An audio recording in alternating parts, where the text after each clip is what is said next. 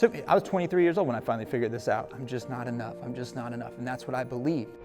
But in the middle, in that lonely place, when you're isolated, we as human beings, we're always searching for reason. We're always searching for purpose. We're looking for a reason. Why did things have to be this way? So as a kid, I'm thinking like, why do my parents fight so much? And the easiest solution that most kids come up with, because it's just the one with the least amount of conflict, is just to take all the responsibility on yourself and just say, you know what?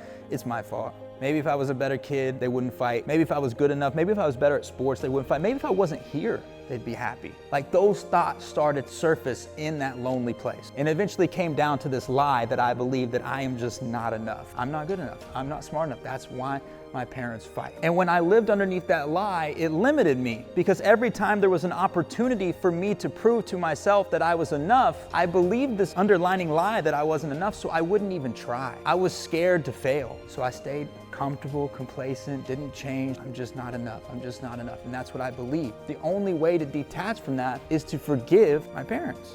I was 23 years old when I finally figured this out. I legit went and stayed with my dad for 6 months, even though I'd never lived with him before in my life, after my son was born, to forgive him and to get to know him, to spend time day after day, night after night, sitting out on the porch, having conversations with him about our childhood, about his childhood, about my childhood, about saying sorry to him and saying sorry to myself for believing that lie that I was not enough. And then after all those negative emotions were detached, me and my dad now have a wonderful relationship, a relationship I didn't even think was possible when I was your guys' age. I was so angry at him. Anger is just a secondary emotion. You always feel something else first. I wasn't really mad, I was sad, and I didn't want to show it.